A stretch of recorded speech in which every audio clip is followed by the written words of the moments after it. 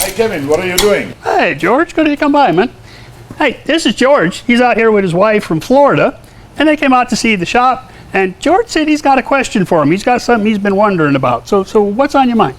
Why is my tungsten getting different, not sharp enough? It's all crusty, dirty, ugly looking. Shitty. Well, are you dipping the tungsten in the metal? Nope. Are you hitting it with your filler rod? Nope. Okay, when you got a different problem, especially down there in Florida, where you guys got to worry about rust and dirt and contamination and what have you.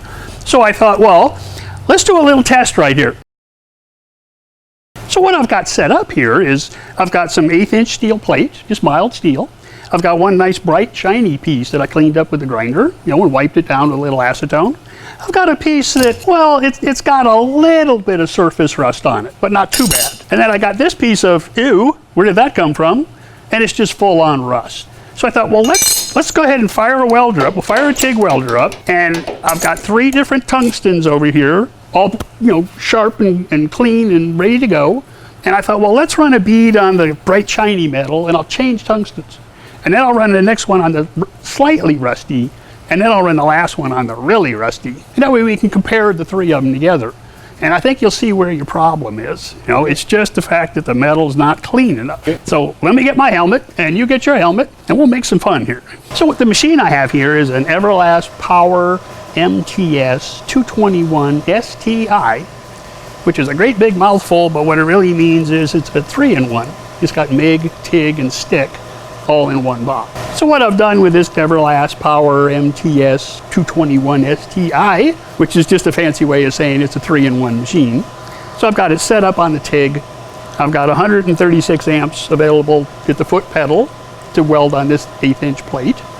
And we're good to go. So let me get a helmet, you grab your helmet, and let's run a couple beads.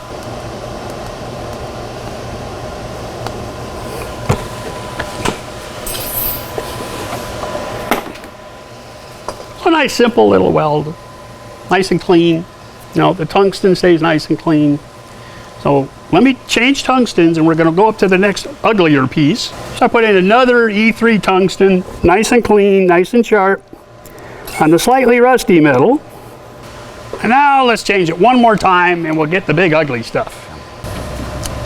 All right, so another new tungsten, rusty, ugly old metal. Let's see if we can even get our arc to start.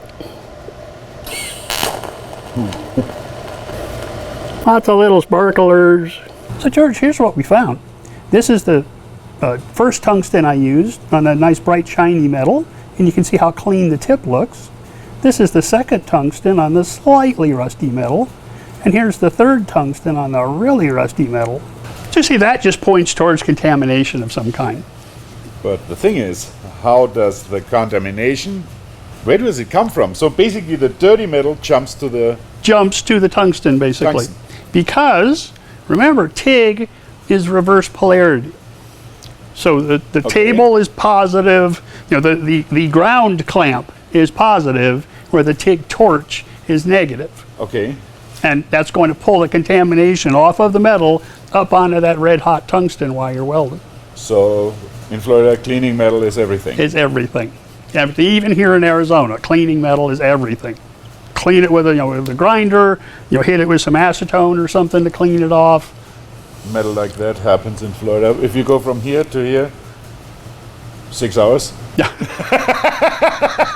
Well, you've got that thing called rain down there. We don't discuss that out here. A lot of moisture in the air, anyways. Yeah. A lot of rain. Well, anyway, I hope that answers your question. Hey, I do appreciate you stopping by, and I appreciate all you stopping by. Why don't you reach down there and hit that subscribe button for me, and I'll catch you all next time.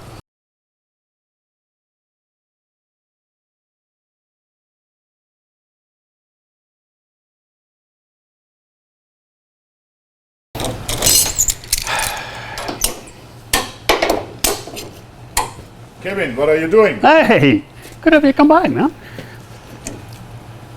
It's your line.